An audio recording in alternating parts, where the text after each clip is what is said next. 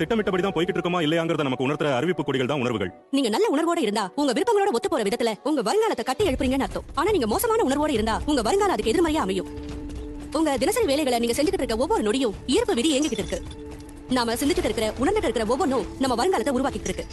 நீங்க கவலைப்பட்டு இருந்தாலோ இல்ல பயந்தாலோ நீங்க நாள் முழுக்க அதே உணர்வை உங்களை நோக்கி ஈர்ப்பீங்க.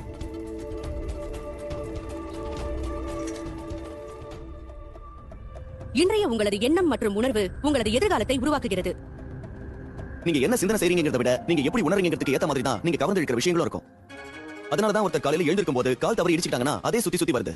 அடுத்த செய்தி, போலீஸ் துறையில் உங்கள் அன்னைக்கு நாள் முழுவதும் அதே மாதிரி தான் போகுது. வெறும் உணர்வுகளை மட்டும் மாற்றத்தை ஏற்படுத்தினா அது அந்த நாள் முழுவதும் மட்டும் இல்லாம அவங்களோட வாழ்க்கையை மாத்திடும்னு அவங்களுக்கு புரியல. நீங்க ஒரு நாளை நல்லபடியா தொடங்கி ஒரு மகிழ்ச்சியான உணர்வோட இருந்தீங்கன்னு வைங்க.